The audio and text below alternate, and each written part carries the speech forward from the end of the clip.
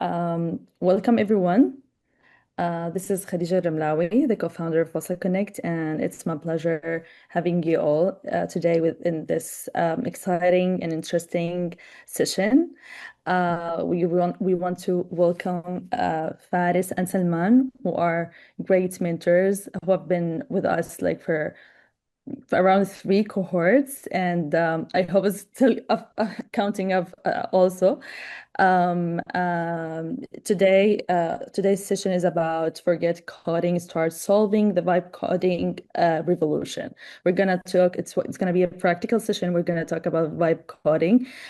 We have Salman with us. Salman is the founder of hirebetterfaster.com, hacknow.org, is the interview.com, and he already have carried out two webinars, like two live training sessions before, and where they were amazing sessions.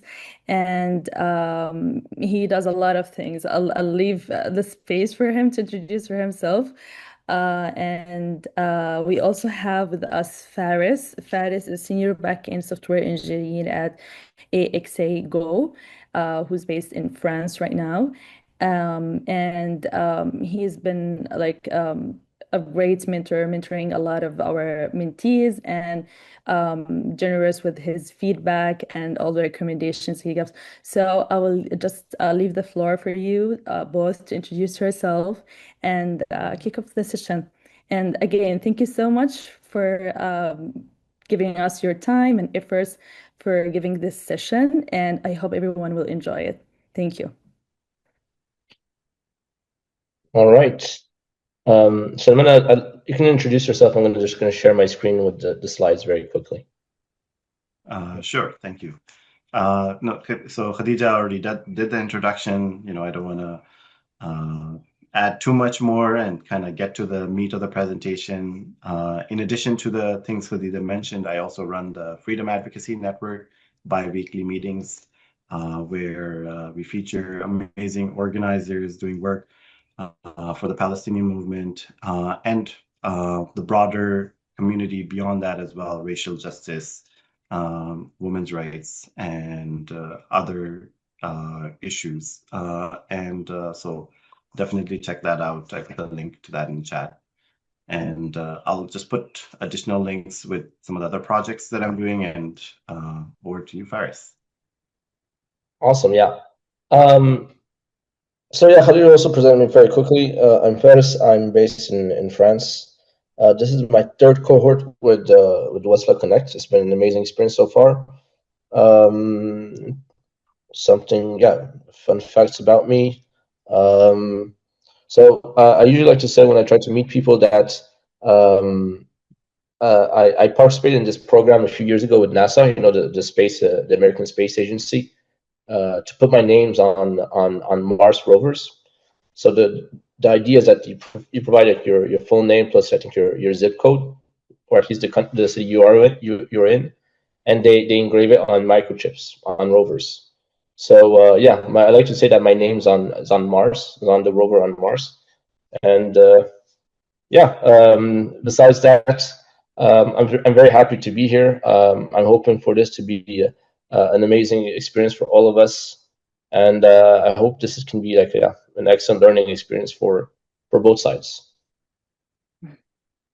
I prepared like a very short slide. The meat of the presentation, as Salman said, is mostly about you guys. The goal is really to expose the power of agentic coding, at least for the very technical.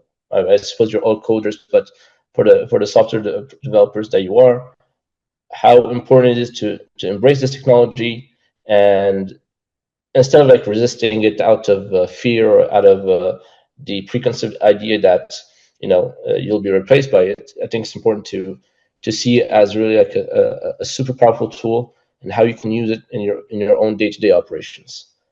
So I'm going to share the first slide. So I want to give a very quick introduction to what an agent is, besides even what coding agent are. So an agent is, fundamentally, it's just the LLM, so the large language model, which has access to tools. Okay, so these tools are to be seen by these models as methods, as functions, and each method has a document. Has a description. So you can have a tool that does additions, that does multiplication. You can have a tool that calls an API service. You can have a tool that can do anything and everything. And basically, this tool has a description that describes what the tool's purpose, what this feature is. And there's also a memory layer. Okay, so this is usually important to persist, to conserve information within the agentic process. So if you have an agentic process that involves multiple steps, and let's say that these steps outputs results, these results needs to be stored somewhere, and that's what the purpose of this memory layer is. And to give you like a very broad explanation of agents, they're not only coding agents, even though they're the most popular one nowadays. You have like typical like Q&A, so questions and answering. You have of course your coding agents. You also have your autonomous ones. So for the people who follow a bit tech news, you might recall a few months ago there was this whole hype around something called OpenClaw. And like OpenClaw was just like this agentic software that can access your mails, your calendar. You can send mails for. You can go online and do web research, etc., etc. So don't limit the idea of agents only to coding. You have to think of agents really with like as a model, as an AI model with extra capabilities. Okay. So now the focus is on you guys. So I think it's important to understand how you perceive agents and coding agents in your day-to-day operations. Okay.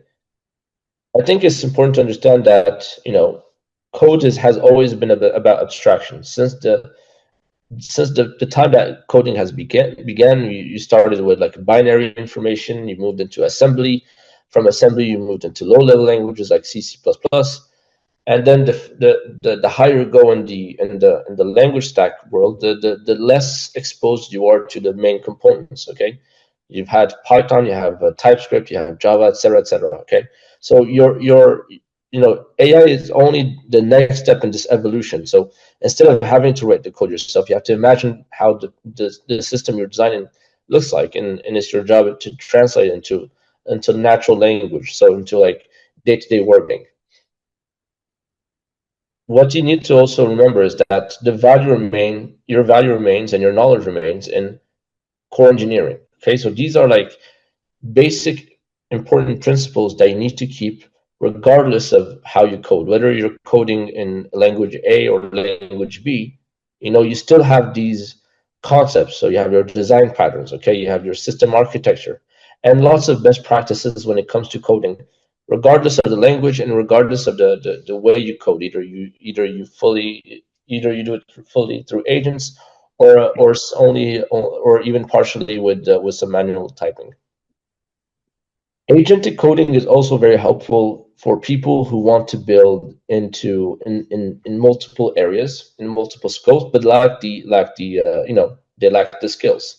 So let's imagine that you are a data analyst. Okay, so your main skill is querying databases, finding the right queries to extract the right type of information, but you have no way to represent that information. Okay, you can leverage those agents that can build that front end for you. They can build that back end and that API, and you can focus on your main area of expertise. You should let AI agents upskill you. You can learn a lot from them, and if there's anything you don't understand, you can always ask the AI to clarify what they built for you. And finally, the real risk in all of this is fundamentally losing to someone who masters or at least uses these tools better than you do. It's not a matter of how often to use it or how much to use it. It's how efficient they are and how effective they are at using these AI tools. I believe that's my last slide. I think. Do you have any questions in the meantime? Sorry if I haven't seen the chat. you have any questions, please just drop your question in the chat or raise your hand, and we can take your question. Exactly. Yeah. In the meantime, we didn't receive any on the chat. I think it was awesome. I just checked myself. Yes. Okay. So as I said, the slides were very small, a very short presentation. I believe that the next step is for Salman to show how he's been leveraging AI in his own day-to-day stuff, and I'll pass the mic to him. So I'll stop sharing my screen. Awesome. Thank you, Faris. Great introduction. So we really intentionally wanted the slides to be light and focus on the actually showing you things in action. I just have a tiny bit of a cold today, so I'm feeling a little slow. So just excuse my slowness a little bit.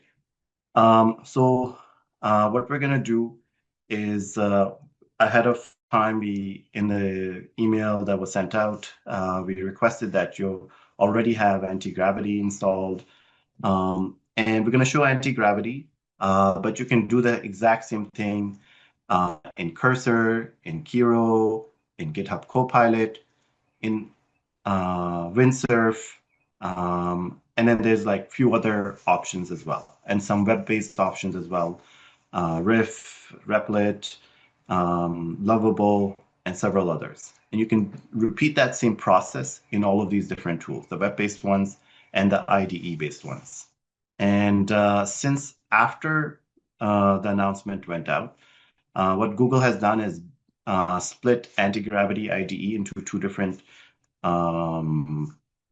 tools, and one is like a chat-based kind of tool with limited options to see your files, and then the IDE-based one, which is more similar to all the other IDE-based options. And so today, if you follow either option, you will get the same results, but the IDE-based one just gives you more control. And typically, most developers, like most of the crowd here, would want more control.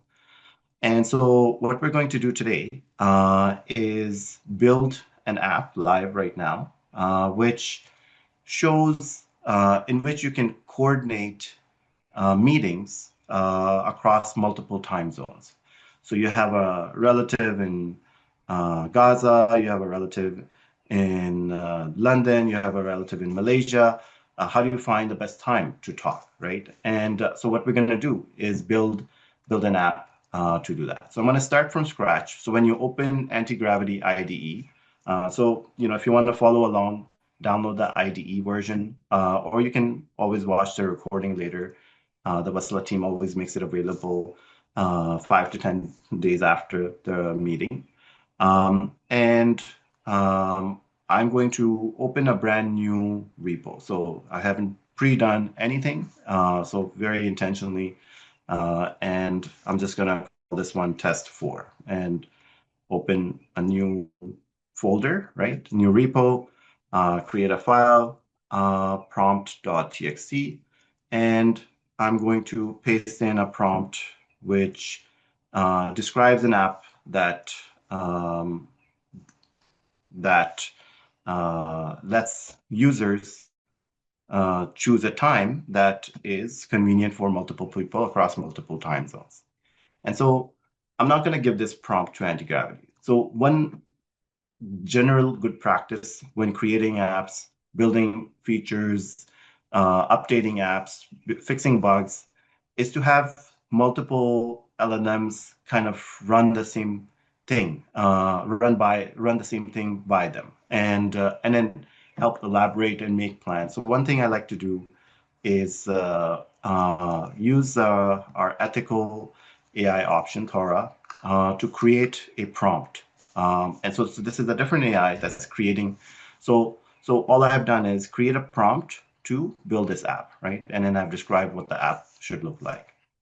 And what it has done is make a specifications document that is a little bit more friendly for the Torah to see, and for anti-gravity to read. And so I'm gonna replace my prompt with the one that Torah created. And normally I would spend 5-10 minutes reviewing this, but for the sake of the demo, I'm just gonna go ahead and proceed. And I'm just literally gonna tell it that to build this app, right?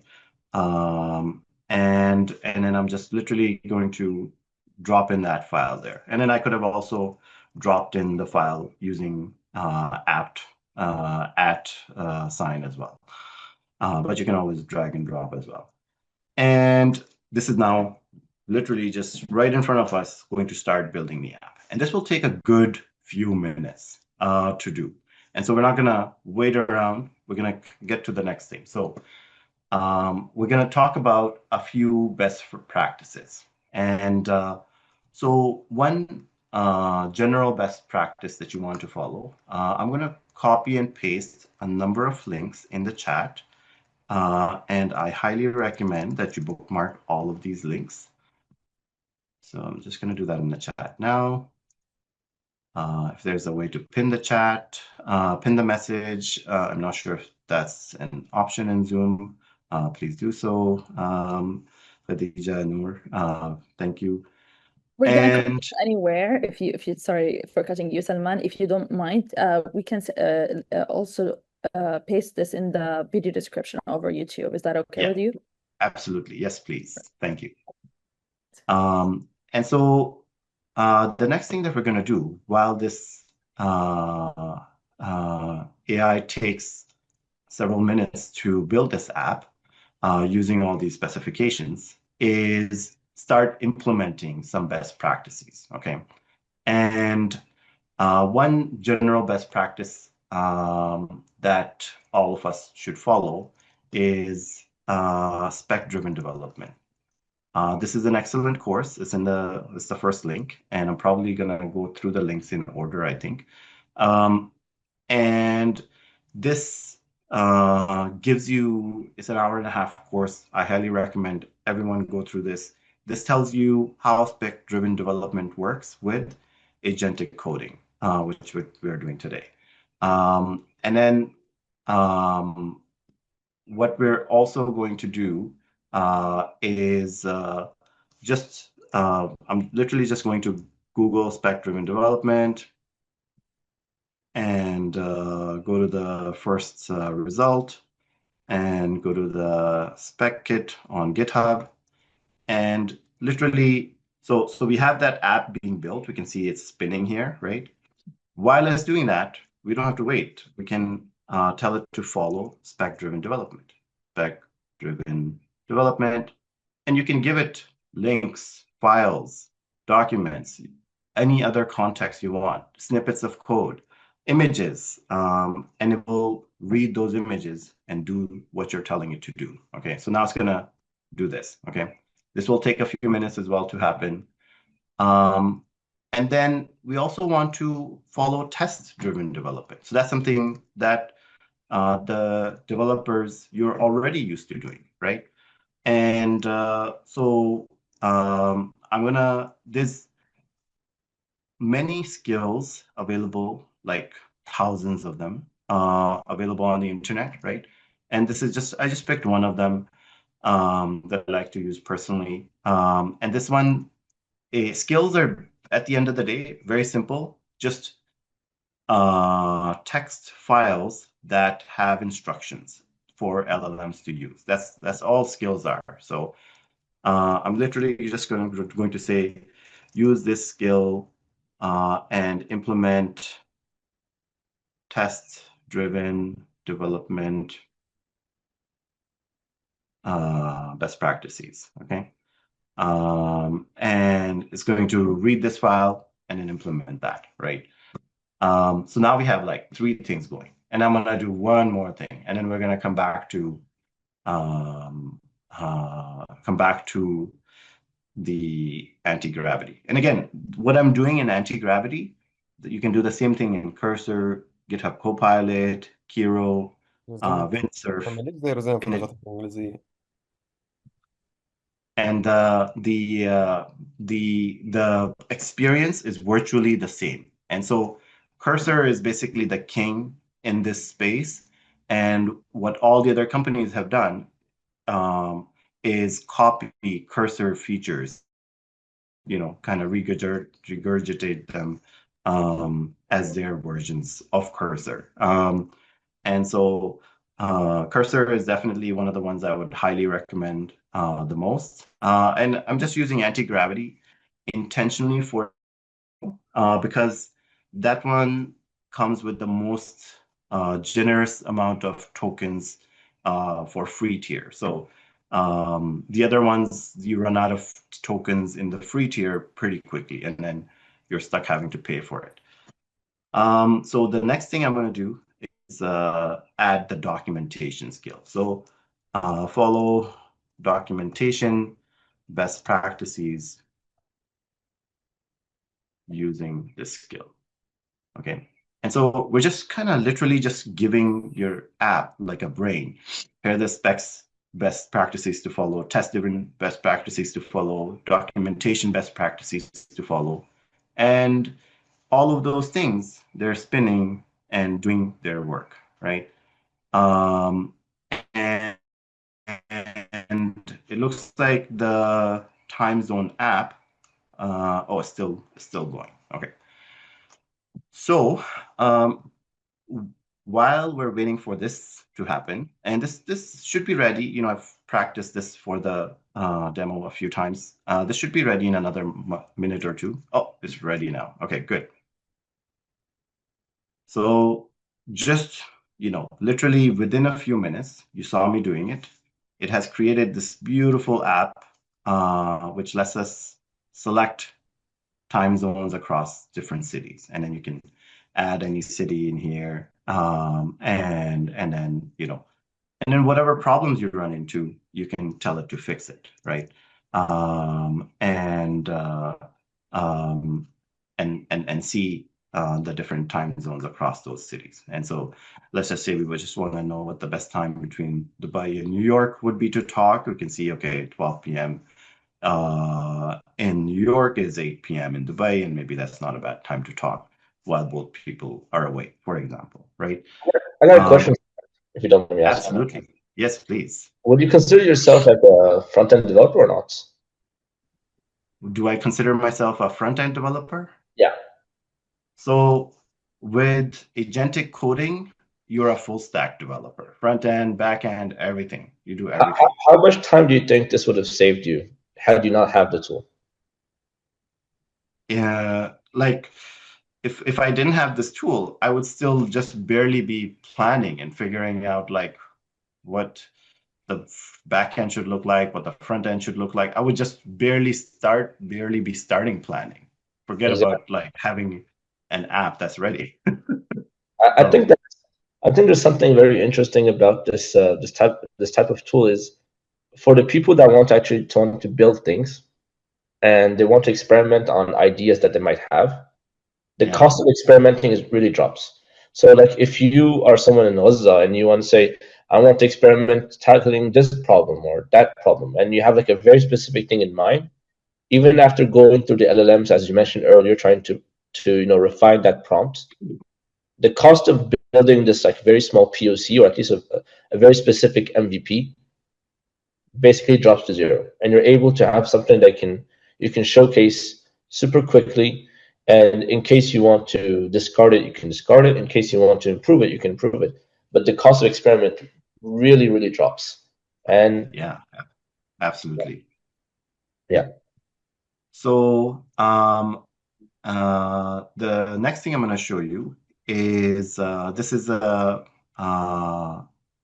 app that I made. And again, I'm not a front end or back end developer. My background is in networking, security, and cloud. And currently, my role is cloud security and automation, and has been last few roles. And I haven't done coding for 25 years until now, basically. And so in my last job, when I was with United Nations UN Habitat, I built this app.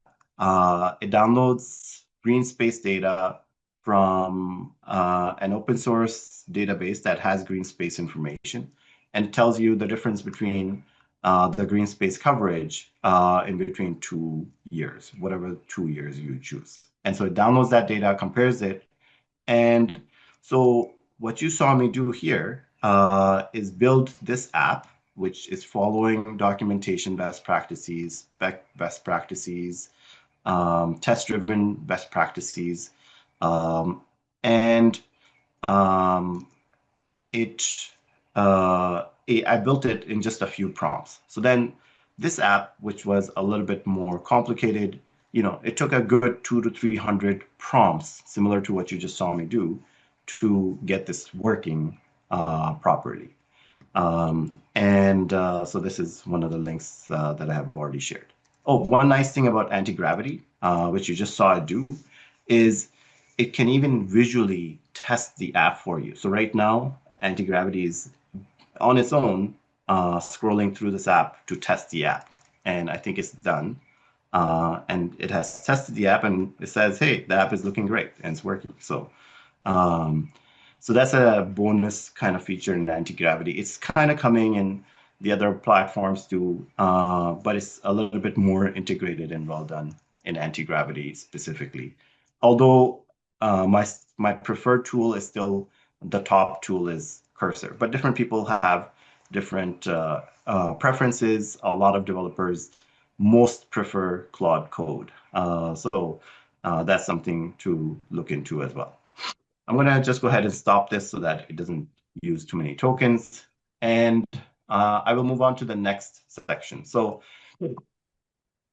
using these tools, I have launched multiple solutions. One of them is the Huck Now platform. So this is a whistleblowing platform.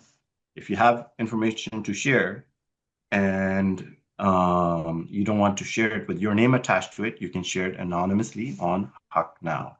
And so it's a platform for eliminating truth, right? And so I built this platform using the same process what you just saw now. And the nice thing about it, for transparency reasons, it is deliberately open source. So then if, let's say, hypothetically, someone who can code and wants to be extra sure that I have indeed implemented the policies and security that I am stating that I have implemented, the code is open source. And so this is also one of the next links in the set of links that I shared. And so in this code, you can see some of the best practices as well that we have discussed. So there's documentation and tests and specs and things like that. And some of these things, we added them later. Faris in the next section is going to talk about even more best practices with agent files, agents.md, gemini.md, claude.md files. And so he'll explain those in more detail. So there's more best practices to come. But basically, when I developed Huck Now, first thing was, getting it running locally on your own computer. But then the next step is running it on the cloud, right? So then anybody can access it, right? And Huck Now is deployed on a European independent cloud provider, so that it's not subject to American censorship. And it cannot be basically taken down by the Trump or the Biden administration, for example. I had never used Exascale before deploying Huck Now. And so the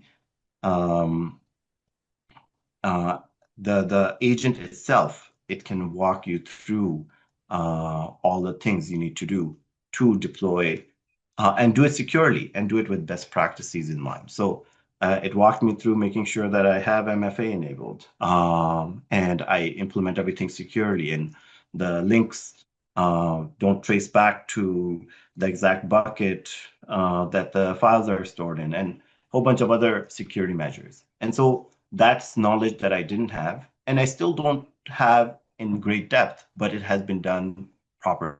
And that's something that anyone can also verify by viewing the source code. And because this is also open source, somebody could easily make hacknow2.org and just within a matter of couple hours deploy exactly the same solution or with any other name for that matter. And Hacknow has roughly taken like around 800, 900 prompts so far. So again, 4 prompts to get to something like this, and 800, 900 prompts to get to something like this, right? Something launched, available publicly on the internet. And then I'm not going to talk about higher, better, faster too much. So this is another solution I'm working on, new idea that I'm working on last few months. And if you have seen my other Wasla Connect webinars, I have a passion for resumes and screening and helping people with that process. So I made this solution for hiring managers, and it has some very advanced features: AI questions, candidate match matrix, live questions, suggestions based on the context of the conversation during an interview, and question auto generation, rubric auto generation.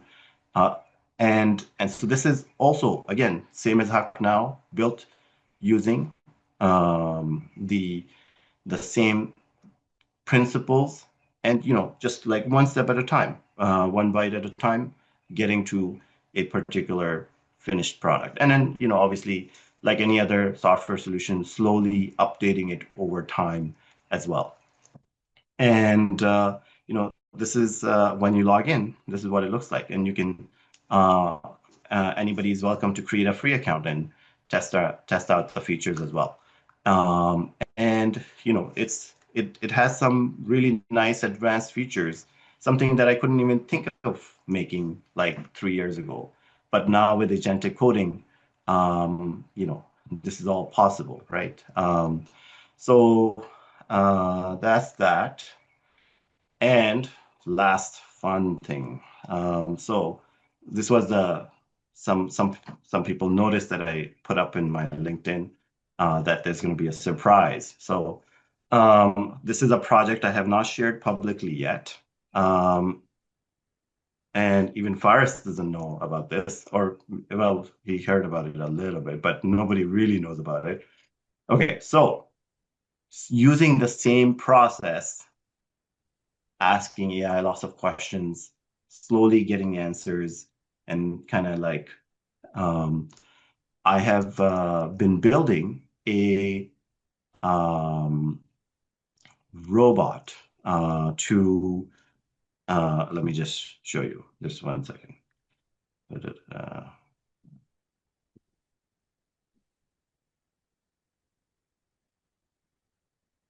So the working name is oh, there it is. Okay, sorry. Just had it's on my other screen. Come on. I lost it again. Sorry about the hiccup. Just bear with me for a second. There it is. It's hiding. It's not coming out. There it is. Okay. All right. So Real surprise. Not huh? Real surprise. Doesn't want to show off. Yeah, a real surprise. Yeah. Okay. I'm gonna start with actually showing you what the real solution looks like before showing you the AI generated images. And again, sorry, I should have prepared for this part a little bit better. Okay. All right. So this is a work in progress. So I slowly kind of bought some parts and put together some parts. and that's my daughter in there in the middle as well. And I have been slowly making a robot that detects and shoots water at mosquitoes. And so it has two cameras. It has a LiDAR. It has an infrared blaster to detect movement. It has a motor. That's what my daughter's pointing at, to pump the water to shoot at the mosquitoes. It's not working yet, so I've only been working on it for 4 weeks. And slowly, I've been documenting the work I've been doing. There's a web interface to it as well. And then I learned that this gimbal that I was using was not strong enough, so then I had to replace it with a different solution, which I have done that now. This is a new solution that's in place using motors. And what this started off as is just kind of idea generation in Cursor and creating mock-ups and then working through the different components and how strong those components would need to be. So there's a Jetson Nano computer there. It's like a cheap $300 computer that's meant for this kind of workload. And what the cabling would look like and how the wiring would connect together. And I'm not a robot specialist. I have no electrical background. So I needed very detailed diagrams of exactly how the components connect to each other. And it literally creates all of those details for you, tells you exactly what to connect where. And then I have it running right now. So we'll go to it. And so this is, I'm looking at it. So this is the robot looking at me right now. And there's two cameras, right? One static and one movable. And so again, it's not working yet. Once it's working, then I'm gonna kind of share more details about it. But this is like a kind of like a fun hobby project that I'm working on the side. But AI, with the help of AI, and again, I have no electrical knowledge, I have no robotics knowledge. My day job is cloud security. That's what I do, right? But it's helping me connect all the things together, wire things correctly, and ideas on what it should look like, and how different versions could look like, things like that. These are all AI generated. And so that's another kind of like advantage to anti-gravity specifically. Is good at doing these kinds of things. So these are just AI generated concept images of what it could have looked like. But in reality, it looks something closer to this, right? And yeah, so that was the surprise part. So this required, so the computer that it's using is a Jetson Nano that has an AI chip in there. Cheap computer, again, $300-400, specifically meant for this kind of use case. And it creates the software and helps you create the hardware and everything in between. And then this is also kind of following the same kind of best practices. I'm just going to show one last thing before we move back to Fars, and which I forgot to show. So this is an example of, okay, let me just open that. The original. Sorry, Salman, did you understand? Did you present the purpose of the robot or not? I don't know if you did. Yes, the purpose. Yeah, sorry. The purpose, I was like jumping all over the place, so I will repeat. And I was not clear. The purpose of the robot is to scan the environment and identify bugs, mosquitoes, flies, bees, and shoot water at them. and kind of like like you see in a movie where like a person's being tracked and so so it's a something to shoot bugs away with It's water. really important in summer. Thank you. Very, yeah, exactly. So As long as it doesn't shoot you, you should be fine. Yeah, I just hope it doesn't make a mistake and mistakenly take you for a big bug and just shoot you. and so that's kind of like the idea. Like, if a drop of water comes on you or me, we're like, okay, fine, it's summer, it doesn't bother me. But a drop of water for a mosquito or a bee or a fly is like 30 buckets of water thrown at them at once, so it would be devastating for them, and they would, yeah. So yeah. Clearly, there's a Um, real sufferment there at the summer that drives you to do yes. mosquitoes. But that's really cool. Yeah. Can I just take just one moment? Sorry for cutting Yes, you, Salman. absolutely.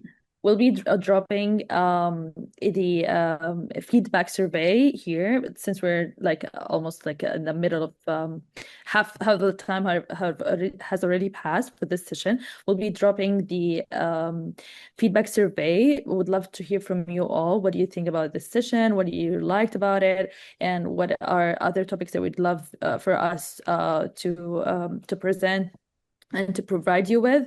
And again, I just want to give a reminder that Faris and Salman are actually mentors, have been like mentors with us in Wasla Connect.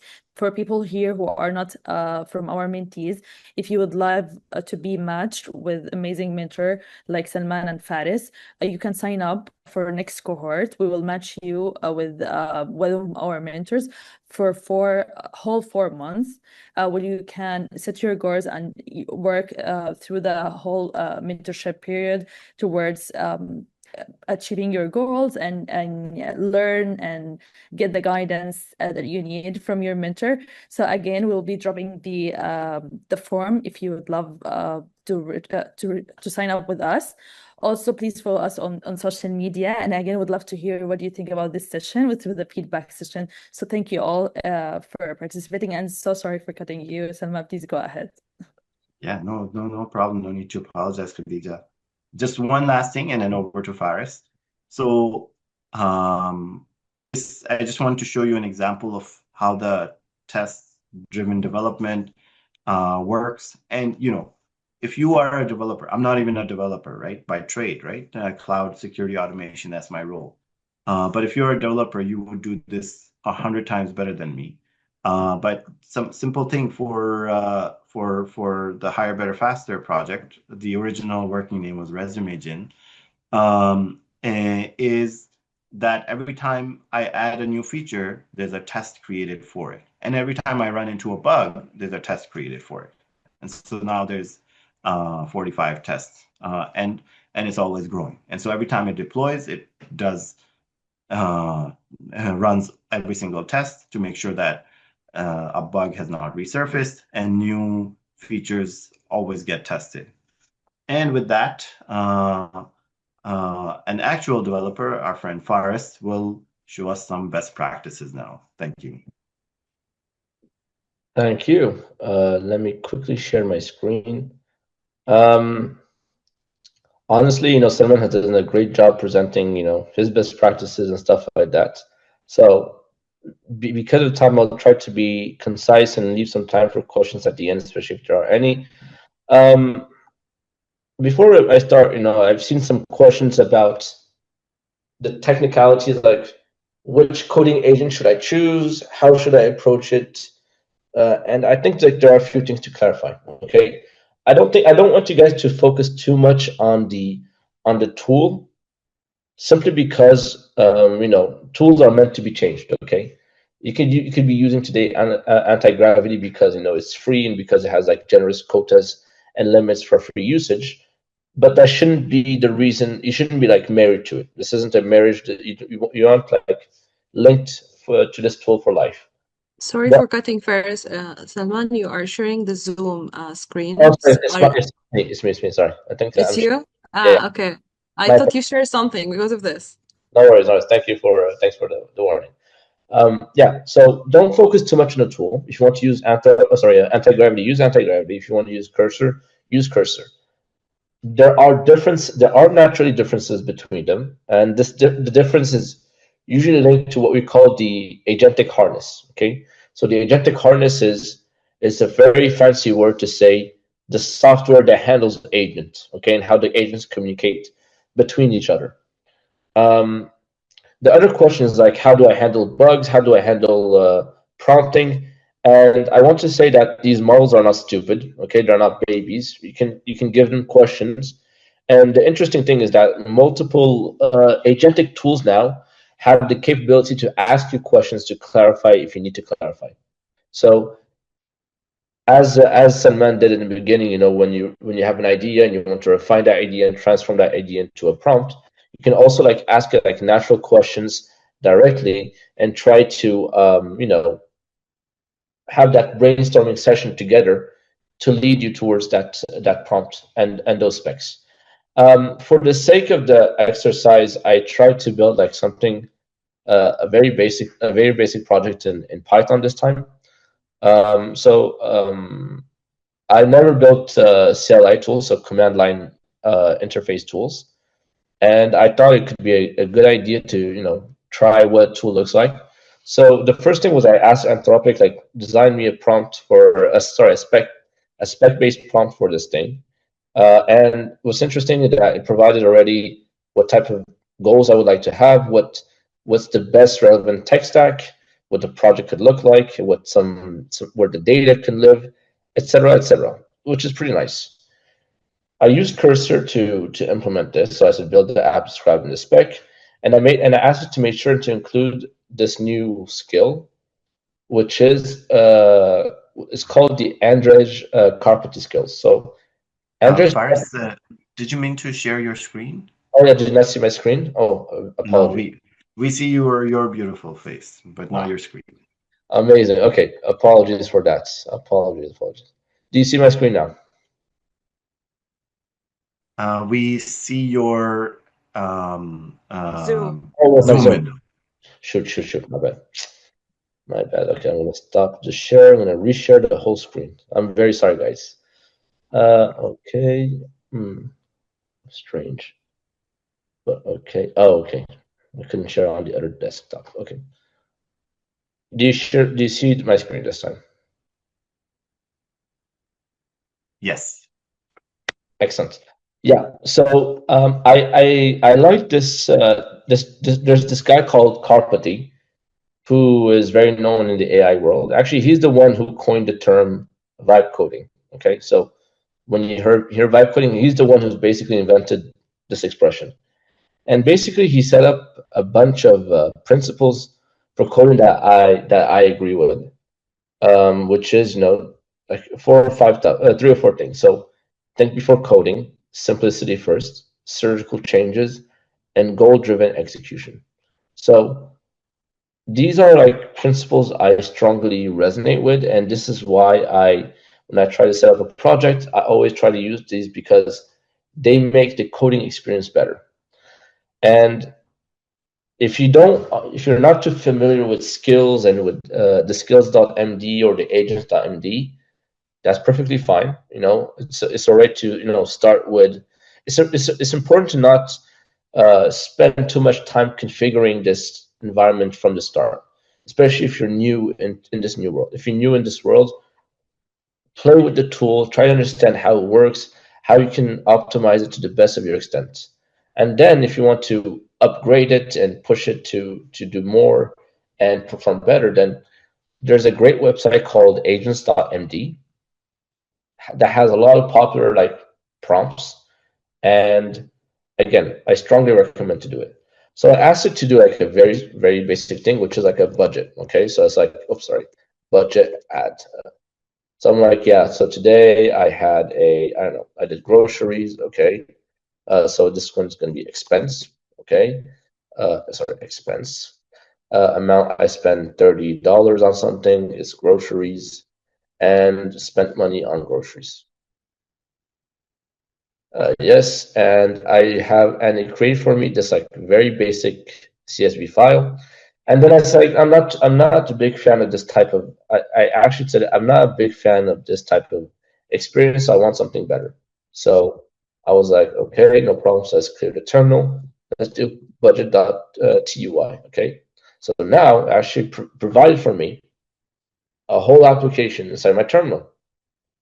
And I even got to see the expense here. So yeah, I spent 30 minutes, $30. I spent my money on groceries.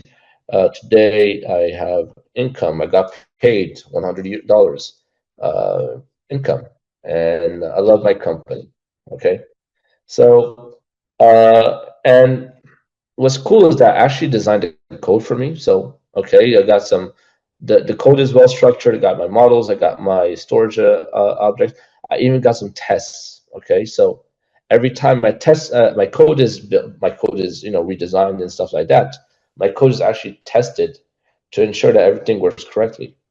So to avoid repeating myself on based on what someone said, skills.md, agents.md, those are very very powerful tools. It's important to get familiar with the agentic layer first. And I personally use Cursor, but you'll see that Cursor and Anti-Gravity have very similar views. You got your chat on the right, you got your code. You also have like these new capabilities, which is to have like a fully dedicated agentic view on it. So if you want to build additional features, you can. But if you don't want to, if you want to go a step at a time, you try using this chat UI aspect, this chat pattern. It's very helpful for new beginners, and I think you'll notice that you save a lot of time. So for me, who never built like terminal tools, this saved me maybe like 30-40 minutes, maybe an hour or two. Even though I'm familiar with the language and everything, but even though I never built this kind of stuff, it's still very helpful.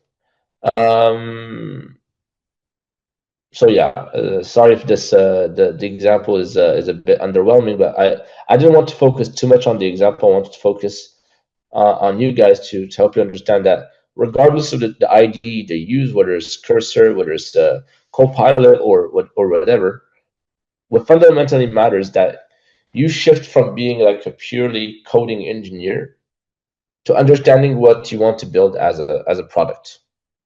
And if you understand the product, that means that you are having this vision of not only knowing what you're building today and tomorrow and what you might want to build for next week. So if I want my budget, if I want this UI, for example, to be now web compatible, and I want to be able to run it on my web, I don't need to concern myself on how should I do this and things like that. I would be more focused on what features I would like to have on the web versus what features I don't have on my terminal right now. And yeah, again, this really shifts your mindset from being too focused on the solution you're building, but rather to be focused on the product you're trying to show. And as I said earlier, the cost of building MVP severely drops. So if you have if you have better ideas than me, which I'm sure you do, this is an excellent tool to experiment with. And of course, if you have any questions, please don't hesitate to ask them in the chat. I'll try to answer them as much as I can. And I'll stop sharing because I don't think there's much to show here more. For the people who are curious, I use Python here. I think there are some, there's Typer, there's Rich, there's Textual. These are some interesting libraries for this type of projects. But besides that, don't be too worried about the stack in itself. And of course, feel free to try it on your own side. Feel free to experiment, and if you have any issues or bugs or questions, please ask. That's all on my side. And let me just add the website I was mentioning earlier, this one.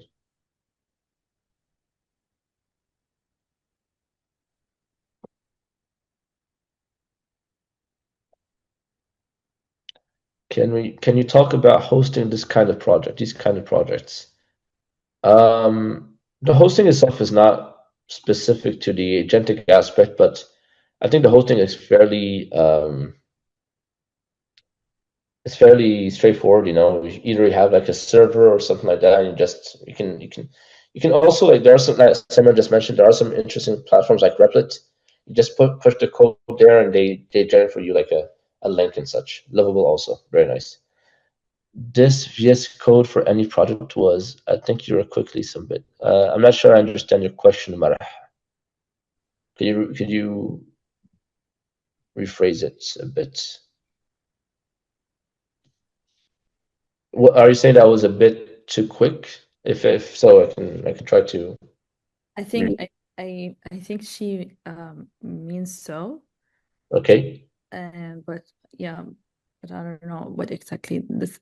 Okay, for the VS Code. Marih, Yeah. can you know if you can just unmute yourself or rephrase your Yeah. question? Yeah. Okay.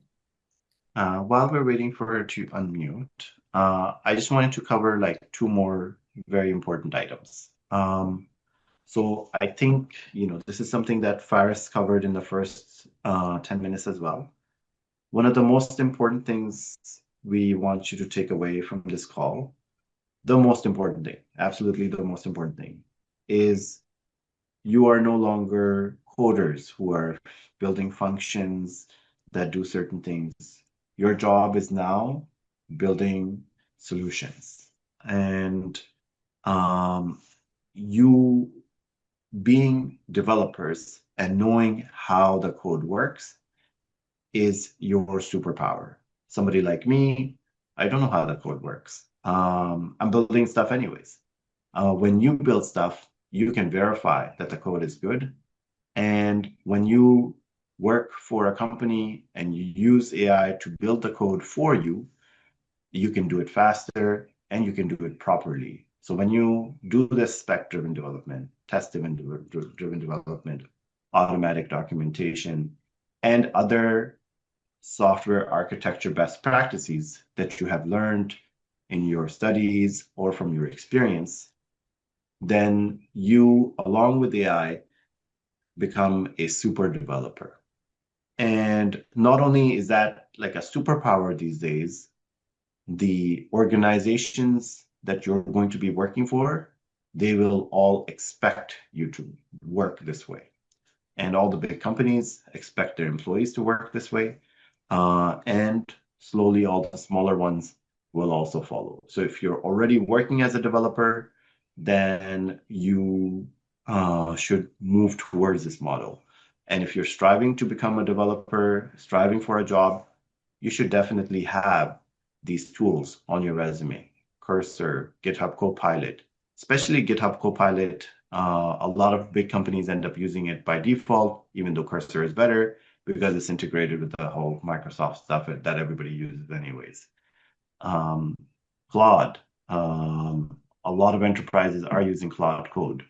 And then you can also, to answer the hosting question, you can do the same thing on platforms like Replit, Lovable, and Riff. And there's a few others like that, Bolt and a few others, that you build the app using agentic coding, and then you run it on their platform using agentic coding. The upside is that they take care of the hosting for you. The downside is that you have to keep paying them to host it for you if you want to eventually turn it into a website. But if you build it in Cursor, you can always still migrate it to a platform like Replit, for example. The other thing, all of these different platforms, they're competing with each other. And from time to time, they offer discounts. They change their free tier token limits. And when you start using Cursor, for example, 14-day trial, you run out of tokens, you can try Kiro for a little while, try anti-gravity for a little while, try GitHub Copilot for a little while. Each one has certain token limits in the free tiers. You can try to maximize the usage of those tokens and then just switch in between them so that you always have something to work with. And that also gives you the advantage of having experience with multiple tools that you can that you can put on your resume. And also maximize the usage of your tokens by doing some of the work outside of the platforms. Just like I demonstrated by using Torah, for example, I use that to build the spec for me. So that means I use less tokens in anti-gravity to do that part and copied and pasted into anti-gravity. And then, shifting back and forth, I ended up using less tokens that way. So you will, once you start playing around with it, you'll just get completely addicted to it and start running out of tokens. Okay. And we are happy to take questions now. Thank you. Would you like any of you, like Faris or Salman, to elaborate on any of the questions that was in the chat? I know, Faris, you did a great job like answering most of it, but like, would you like to highlight one specific question, elaborate on it? Sure. I'm not sure. I'm not sure if Muhammad's comment message was a comment or a chat. Oh, sorry, for a question. I do think that this type of solutions can be very beneficial for software engineers. For a long time, software engineers have become they're considered like very mundane resources. Okay, so they can build code for companies, but they were never like very involved in like how a product should be designed, like what are the main features, because of course there are separate jobs for this. But the fact that the coding itself has become the coding cost has dropped to zero, basically, especially if you're building complex solutions. That gives you a great opportunity to be focused on the product itself and the business you are in. Yes, Karim. Assalamu alaikum. Thank you, Faris and Salman, for the very insightful workshop. I had a question regarding, let's say, this is more of like when you're starting a new project. I wanted to ask about like, what if you have this project that you have been working on for months and months? Of course, skills will become handy, but do you have any insights on or tricks to use when you're maintaining a project for a long time and it becomes more complex with many moving parts? Like, where's the complexity for you? Like the project in itself becomes complex. Is that what you're saying? Yes, like something maybe like a microservices architecture where it depends on many services across many different providers, and it has basically analytics and logs and DevOps and all of these things that you have to worry about. Yeah. I was wondering, like, do you guys have any tips on like you personally when you're developing something with AI, whether it's like a project for work or a personal project that spans multiple months? And it's not about building a prototype or an MVP. It's about scaling the system and making sure everything works properly, setting up all the proper monitoring and everything else. How do you use AI in helping you do that? Yeah, it's a good question. There are two things. There's like you have like this maybe like a project management problem and the complexity problem. In the second case, I think that it's important to leverage like the documentation capabilities of LLMs. Okay, so with skills and agents.md, those things are injected into the agentic context every time you make the call. All right, that means that you can describe what you're mentioning right now, so the complexity, the different microservices, the analytics, so on and so on. So that it always has that knowledge every time it answers your questions and you answers your requests. The second thing is that there are interesting tools to handle what you're describing. The features, the things you want to build, especially if it's a scaling project. And there are tools like there's one that I like, which is called Linear. Linear is like this great project management tool. It has like this Kanban approach, like you have that to do things, the doing and done, and you can use that. You can use those tools to work on your project. So that means that if you want to work on different features at the same time, You define the features in your tool.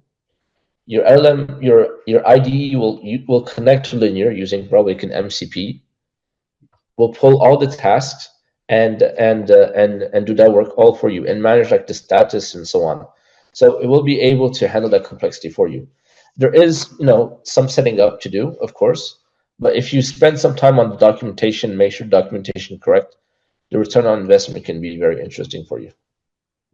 Yes, that answers my question to a huge extent, but I meant more like after a while, the agent's MD and the documentation becomes bloated. There is a lot of context to give, and even when using frontier models with high context windows, sometimes they struggle to understand the project as a whole.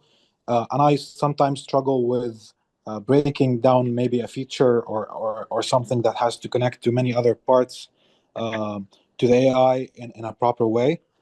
Any insights on that? I have something to add if you. Yeah, sure. Yeah. So I would definitely highly recommend looking at the Spec-Driven Development course. And, that person who teaches that course kind of addresses your question at a pretty expert level. Again, I'm not a developer, but I went through that course and it was really excellent and just really kind of helped me get into the developer and architecture kind of mindset. I would also highly recommend learning about AI-driven development lifecycle.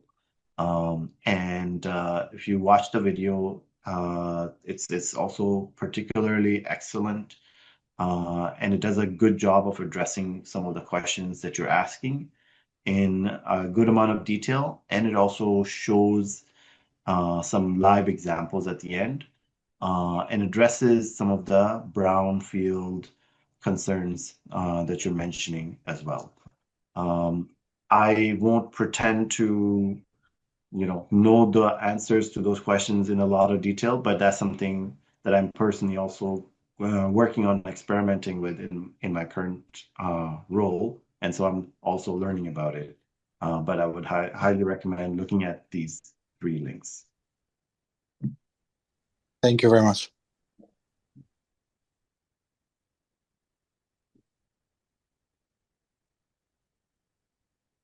Any other questions by any chance? There's a question by Abdullah. Are there different anti-gravity versions? Yes, it's anti-gravity has 2 versions. It's really kind of stupid and confusing. Google split up anti-gravity features about like a week and a half ago. There's an anti-gravity IDE and the anti-gravity. And what we showed in the discussion today was anti-gravity IDE. And I deliberately chose to show that because that's most similar to Cursor, GitHub Copilot, Windsurf, Kiro, and other similar tools. And you can use either one, but for developers, I would recommend Anti-Gravity IDE. And then also, in case we have non-developers here, and again, I'm not a developer, you can do amazing things with these tools without knowing how to code. And the solutions that I have showed that are live on the internet that you can play around with, do trials with, they are they were built using the process that you have seen. Great. Okay. Do we have any? Okay, as is asking, please go ahead, Aziz. Hi, everyone. I want to ask about the most irritating thing when I use AI to develop a full stack web application. The UI that agents get to me is all it's dark and all themes and in all applications I created with that agents with Claude or anti-gravity. or cursor or any AI agent. So, how can I improve the UIs generated and the front end generated by that agents? Oh, I have a very easy answer to that question. And this is a prompt I use in all my projects. Create an Apple-inspired UI. That's it. Create an Apple-inspired UI, and it improves the UI like significantly. I also, it's a great idea. I also, what I like to do is, if you have an idea of a UI that you like, maybe it's based on a website that you've seen before, don't hesitate to take like a screenshot and give it to the LLM. It's able to understand, the colors and the shades and the shapes and like the overall theme. And in my experience, it's fairly helpful to help your agents build a more appropriate UI. But I do understand what you mean. Like, it is true that sometimes when you visit a website, there is that vibe of saying, okay, this is LLM coded, based on the colors and which font and stuff like that. Yeah, that's a great idea. In my experience, that works really well too. And you can also add the URL itself for a good measure. And it will Yes. go and look at the CSS and everything else in the thing. And yeah, there's a question from Mohammed Hasuna. Can we see real examples of the possible how real teams work with AI tools? So, obviously, like Faris and I can't show our work example, but to be fair and honest with you, like the examples that I have shown and Faris has shown, the work that we do in our day job, where we're also using these tools, is not too different. And maybe the difference is like, for a personal project, I would tell AI, okay, yeah, keep going, keep going, keep going. Yes to everything, yes to all permissions. But for a work project, I would be much more careful and make sure that the prompts, the commands that the AI is running on my behalf are not going to cause any damage, for example. But the process is basically the same. And also, the AI DLC links that I shared previously, I will reshare them. That's something that a number of companies have started implementing, and that's something that I'll personally be experimenting with at my company as well. So this video and this link will give you a pretty good idea. And Faris, over to you. Yeah. That's a nice pass. I unfortunately I can't show you my work. I do, in my experience, I mean, based on what I've seen so far, is that teams are setting the same tooling that they usually did for like traditional projects, I'd say. So things like skills or agents.md, are standardized within projects. And if you have your own, specific needs, you can always like inject them into the prompts at runtime. But since teams usually try to follow like a common style of coding, if you know your style, your format, your linting, you don't have to, you shouldn't consider like AI coding like a very different concept. It's all about how you standardize within a team and how your changes still have to work. You still have your testing, you still have your building, you still have like those different stages of your code that go through the CI pipeline, regardless on how you code, whether manually or AI based. I hope that answers your question, Mohammed. And then actually, what Faris said reminded me. What a number of organizations are doing is these skills that you can find thousands of on the internet, and we shared a handful. Faris has shared, I have shared a couple previously. These skills, what my company is doing and a number of other companies are doing is they're building their own internal skills. And again, skills, it sounds fancy, but all it is just a markdown file with some text and with some instructions. If A happens, do this. If B happens, do this. Always do this in this way. Always do that in this way. And that's it. It's just a bunch of instructions. Yeah, thank you for sharing these additional resources, Faris, that where you can find examples of good skills that lots of people, thousands or even tens of thousands or hundreds of thousands of people are using to make their code better. Oh, thank you for sharing that skill, Mohammed Salim.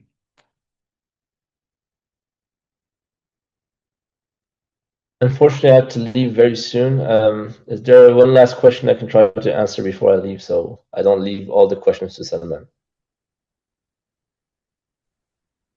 Thank you so much, Faris, for your time and this for a very, very insightful session. We appreciate it. And yeah, I understand you want to leave. So if we have just like one last question, and then we may continue with Salman and end the session after.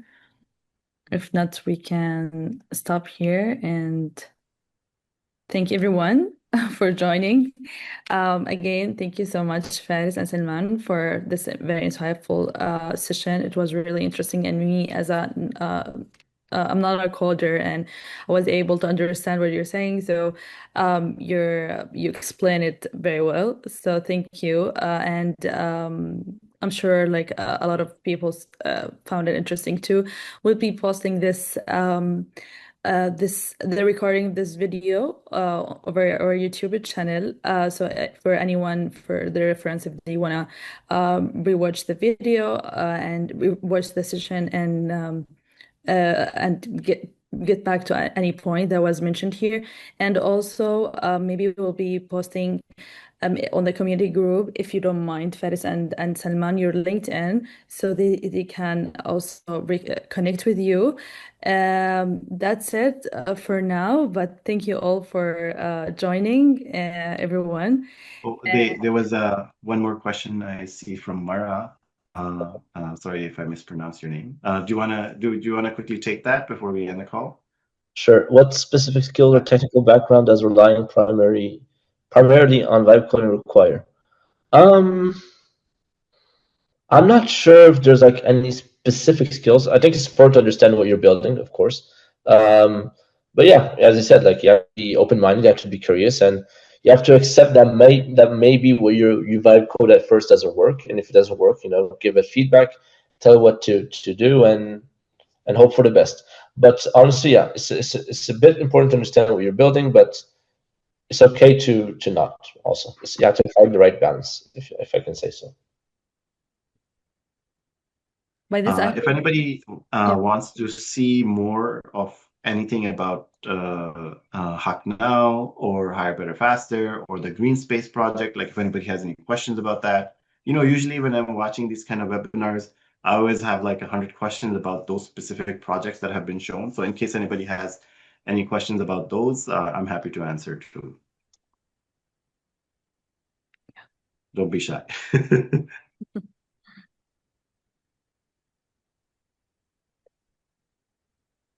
And thank you very much for coming. Thank you very much for your time. Hope you learned a lot. And yeah, if you have any questions, please reach out. Thank you, Faris.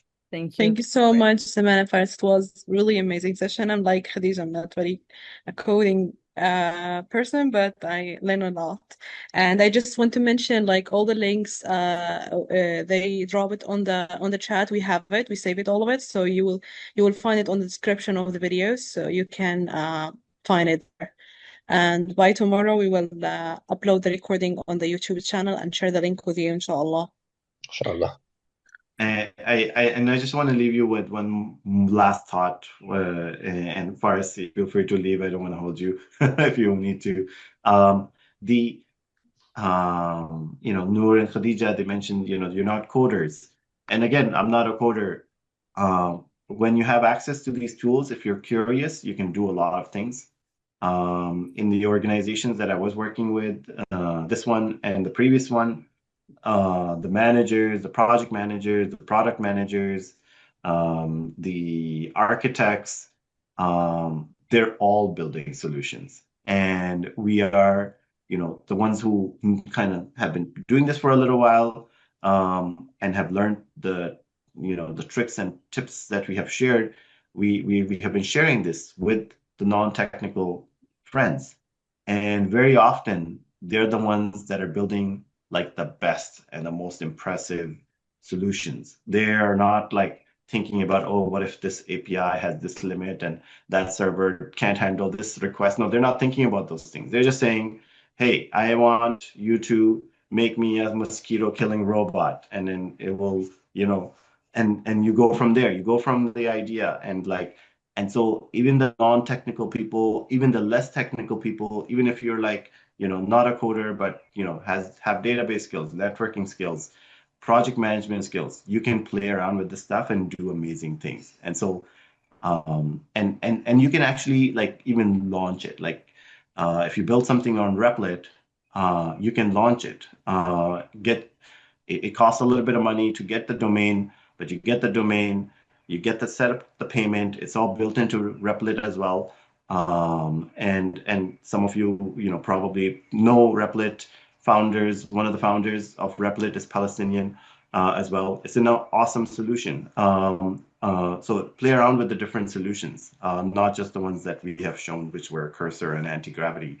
And you can build amazing stuff, and you will surprise yourself how much you can do, because now the limit is not your coding skills, it's just the limit is like your creativity. And the more you use it, the more creativity you will kind of gain and get out of it. So yeah, that's it. Thank you. Thank you so much. Thank you. I will die. No, thank you for the how optimistic you are, Muhammad Hassouna. What a final word to end this session with. Anyway, thank you all. I think just if you want to reach out to one of the mentors or do you want to reach out to Wasla Connect, we already left the links. We'd love to hear from you, and please find a reminder if you can get just fill the feedback form. And again, Salman and Faris, we can't thank you enough. So we hope to see you in future events as well. Since we enjoyed this session, we'll coordinate this if it's possible. But yeah, thank you, everyone. I don't want to let you hold that long, and hope to see you in future sessions. Thank you, everyone. Thank you very much. Have a great evening. Have a great day. See you guys. Thank you. You too. Bye. Assalamu alaikum, everyone. Bye. Thank you. Bye-bye.